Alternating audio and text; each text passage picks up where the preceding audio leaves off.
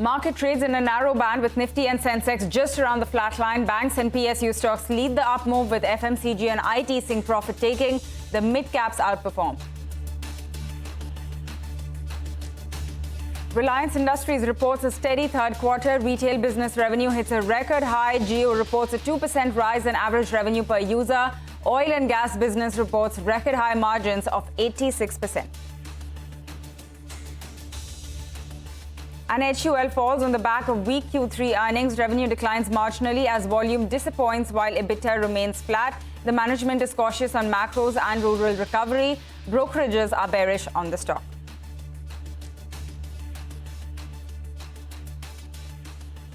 Kotak Mahindra Bank gains on a mixed third quarter. Net profit and net interest income beat estimates, but provisions spike up. The management also points to a challenge on the deposits front. RBL Bank gains 2% as the street overlooks the rise in slippages, focusing on stable net interest margins and strong loan growth. Paytm is in the green as losses reduce quarter on quarter and EBITDA surges 43%. Tejas Networks falls around 4% on mounting losses courtesy rising R&D spends.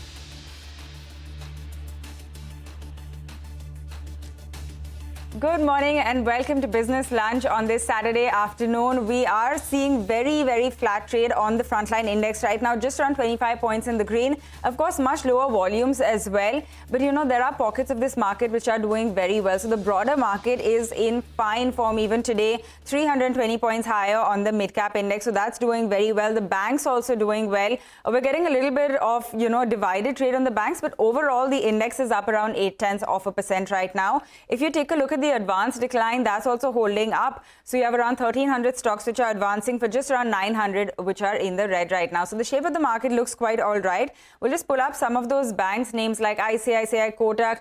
Kotak, of course, just posted results as well. So you're seeing that reaction play out a little bit as the street is digesting those numbers. But it's been quite a mix. The street is, for now at least, looking quite okay with those numbers. It's up 3%. But you do have some of the larger banks which are under pressure as well. So names like IndusInd, Axis also at the low point of the day. So there's that mixed trade coming through. But overall, the index is looking quite good. There's no looking away from the PSUs, okay? So take a look at the CPSE index, the PSE index, once again completely topping the charts over here. You have names like IRCON, IRFC, the usuals which have been doing very well all through this year.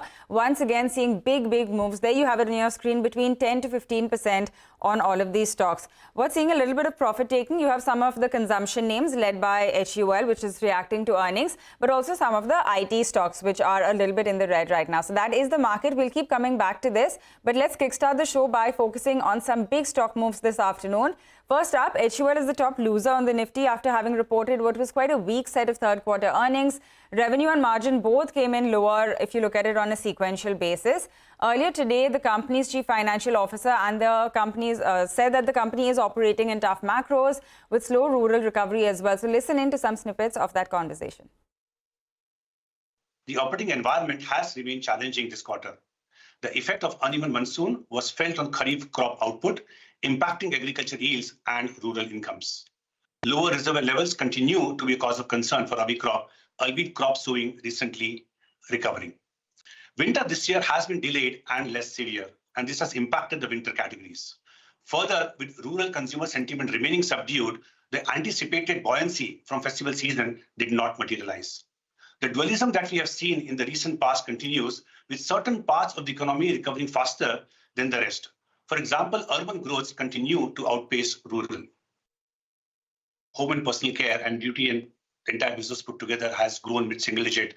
Remember, this is 3/4 of our business. So already 75% of the business has registered mid-single digit volume growth. And it's the foods and refreshment, which is the quarter of the business, which Rohit explained, given commodity inflation, given a very different commodity cycle, which is where we've seen low single digit volume decline. And also I want to call out the premium categories. If you look at beauty premium categories, if I look at the plus range within Horlicks, again, the premium part of HFD. If I look at newer formats, mask, serum, if I look at innovations like mayonnaise peanut butter. So these parts of the businesses are already showing double-digit volume momentum. Okay, that is the word coming in from HUL. It is still the top loser on the Nifty, down around 3%. as we speak on that one. But let's talk about some more earnings, and from the banking space here, RBL Bank, which saw third quarter results come in below what the street was factoring in. Their slippages have also moved up quite sharply, and asset quality has deteriorated this time around. So earlier today, we spoke with R. Subramaniam Kumar, who's the Managing Director and CEO at RBL Bank, to discuss the quarter that just went by and what they expect moving into next year as well. Listen in. This quarter has been an exceptionally great quarter for RBL. And some of the parameters, especially in the profit parameters, if I just set aside the AIF for the minute, the PAT grew by 53%. And sequentially also is grew substantially high. And ROA was as per the guidance at 1.03. However, the AIF should be looked from slightly a different angle, because this is a new direction which has come from the regulator in respect of the investments made in AIF. If the downstream, the AIF has given to the borrowers, if the customers are common between the bank as well as them, you have to either liquidate it or you have to provide for. The time available was 30 days, and you will definitely agree that it is too short a period for such a liquid fund is to be taken care. We ourselves are conscious about this credit card, CD ratio, as per our strategic discussions within the board, as well as what we have communicated to the market as well, is that we will be in the range of 85%. When we talk about the CD ratio, I would like to have a different perspective to be seen. We have an option of drawing our refinance for funding our loan growth, and we are also having a long-term effects. These two are long-term and it is sustainable. So when I try to do this refinance, we have seldom made use of it in our earlier avatar. We have just started using that for funding our growth. If I combine the deposit and the borrowings, refinance especially, and the ratio will be in the range of 73%.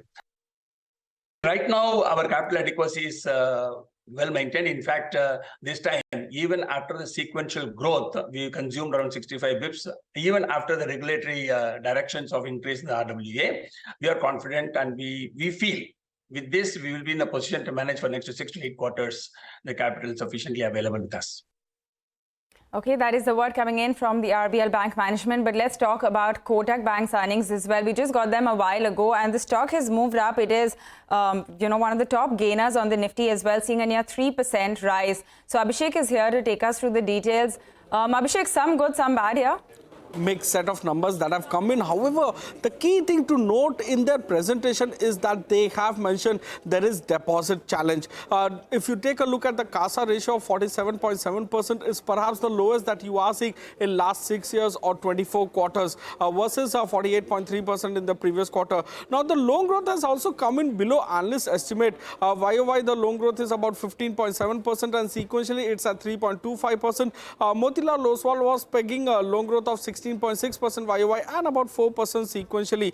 Loan growth was led by CVC, that is commercial vehicle construction equipment segment, tractors, small business, personal loan and credit card as well, which are the unsecured book. Now, deposit growth was pretty weak, 15.6% YOY and just about 1.9% sequentially. Motilal Oswal was pegging deposit growth at 20.5% YOY and about 3.5% sequentially. So there is a miss on both deposit growth and loan growth by the bank versus analyst estimate. Now, slippages were below analyst estimate. Now, 1,177 crore is where the slippages have come in. One of the analysts was estimating a 1,300 crore of slippages in this quarter. Gross NPA is up 3.5% in absolute value. Restructured book has declined to 0.13 of the loan book versus 0.15% in the previous quarter. In subsidiary profits, life insurance subsidiary profit that's down about 57.6% YOY and more than 43% sequentially. Even Kotak Securities PAT is down about 5.5% on a sequential basis. In terms of return on asset for the bank, it's come in at 2.2%, which is the lowest that you are seeing in last 6 quarters. And the PNL versus poll, the profits were their NII was higher than our poll. However, profits came in below our poll. Back to you. All right, Abhishek, thanks a lot for breaking down all of those numbers for us and telling us how Kotak Mahindra Bank's third quarter earnings have been. By the way, some of the other banks, in addition to Kotak, have also moved to the high point of the day. So ICICI Bank has recovered 1.5% from the lows of the day. It is also one of the top gainers on the Nifty. HDFC Bank also holding with an 0.8% gain as well. So that is the banking pack. We'll get into a short break now, but on the other side, we're going to get you a very interesting dive into some data on the government stake in PSU. So stay tuned for that. This space has been all the talk. We'll get you the details.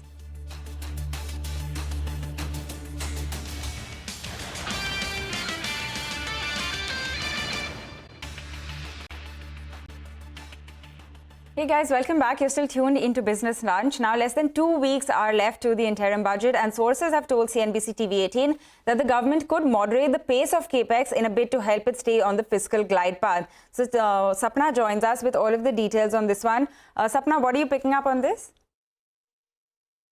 Well, there appear to be indications that going forward, there could be some moderation in terms of the government's capex allocations in the budgets, be it the interim budget or maybe at the time of the July budget. If you look at railways and road transport, the two big ministries which occupy 50% of the capex target of 10 lakh crore in this financial year, there appears to be a slowdown in the pace of the capital spend. So that's one indicator to watch out for. Of course, there are other ministries like shipping, housing, telecom, defense. They're doing very well in terms of the capital expenditure. So maybe it's going to be a balancing act when the government actually reassesses its capex outlays in the coming budgets. That's one.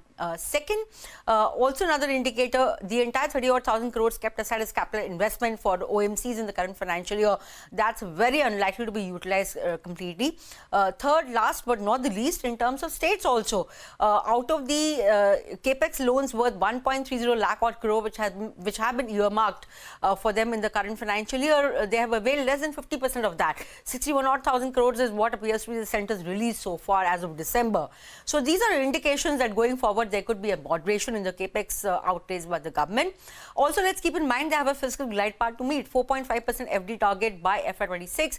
That's a tall order that we are talking about. So we have to wait and watch and see how that capex story actually pans out in the coming budgets. All right, let's see how that works. Sapna, thanks a lot for getting us all of those details on this important story. But let's now talk about the entire PSU space, because this entire basket has been on a complete tear, right? 2023 was a great year for the PSU pack, with almost 34 of them seeing gains of over 100% in just 1 year. So Nimesh yesterday in Editors Roundtable told us about how the valuations are looking for PSUs now. Let's go back and take a look at that piece.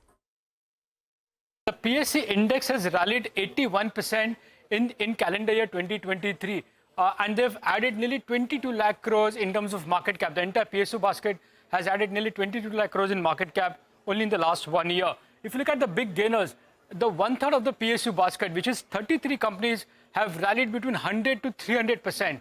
That's the kind of move we've seen in the PSU baskets in the last 1 year itself. Now, I'll just break into the different sectors now. The first sector I'm picking up is railways. Nobody knows where the train is going to stop. But just look at the rally and the kind of valuations now. I just want to put a word on the valuations. IRCTC, it's trading at 55 times on the current year valuations. Ircon, which has been the big mover, that's now trading at close to 18 times.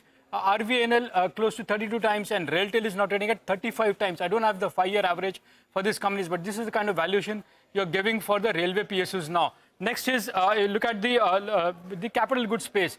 BHEL, that stock is, after rallying 155%, is now trading at close to 50 times. We don't have an average for that as well. HAL is now trading at close to 31 times versus a 10-year average of just 10 times. RITES is trading at 20 times versus the average of 12 times. And BEL is now trading at close to 34 times versus the 5-year average of 16 times. So that's the capital goods basket, how they are trading at after the big rally in those stocks. The third is the power stocks. Look at the power stocks as well.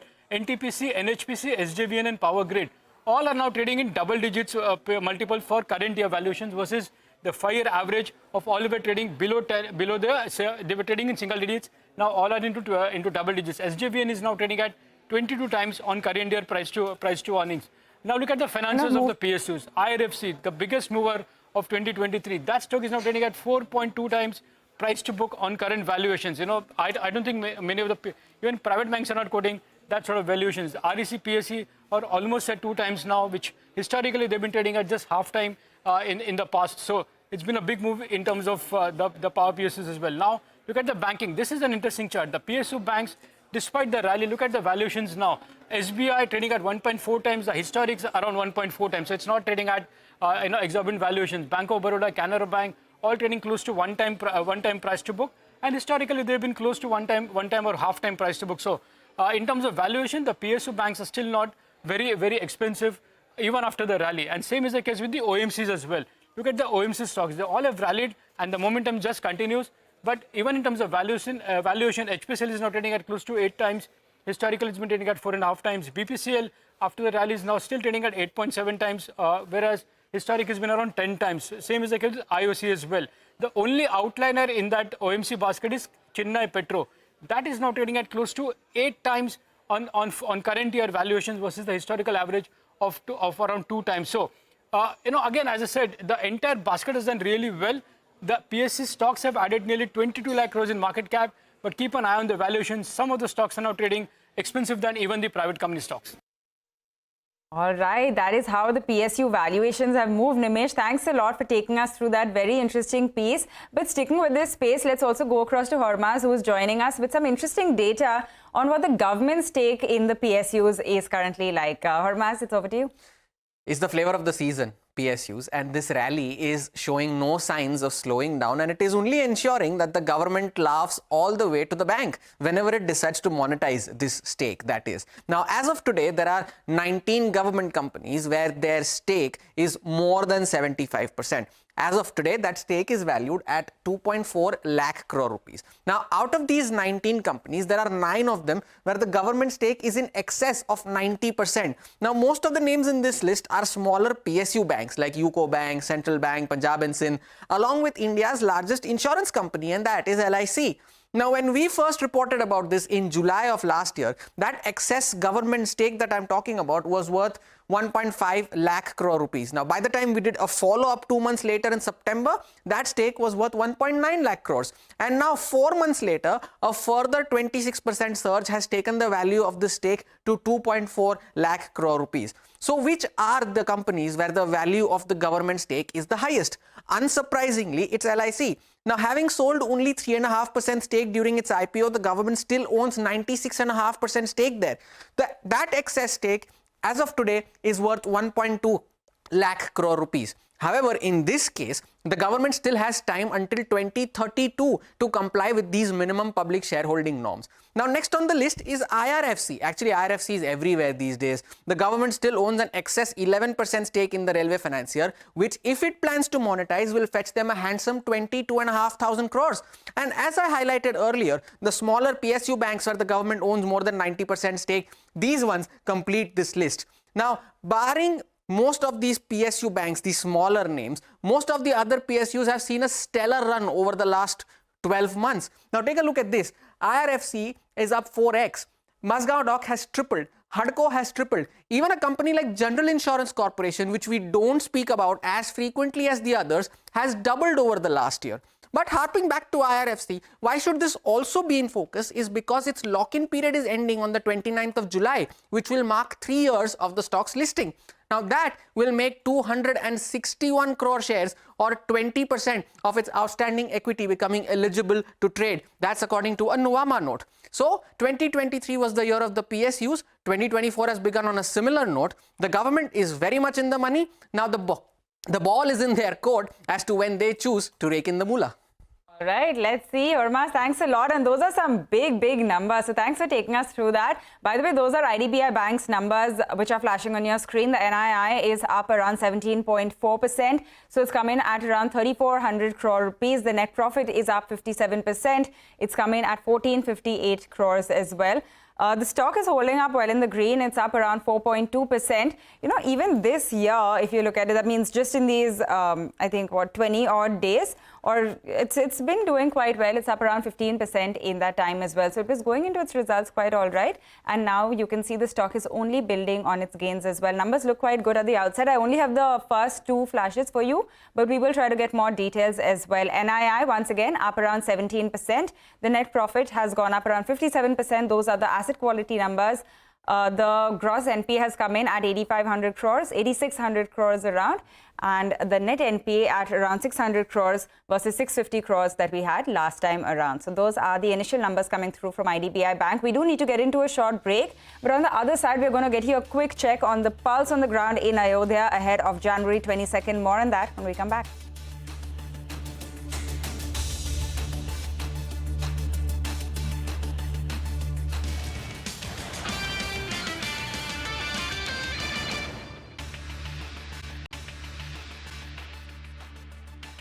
Welcome back. Now, the Ram Temple consecration ceremony is inching closer and the rituals have started inside the complex and will continue till January 21st, that is till tomorrow.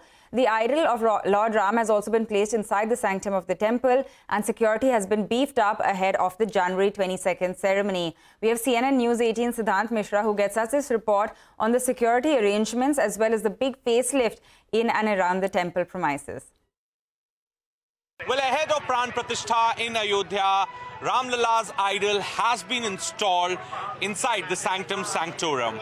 We are at Kar Sevak Puram and perhaps one can see the color, the vibe in whole of Ayodhya as Ayodhya is getting decked up, is getting prepared for the grand Ram Temple inauguration.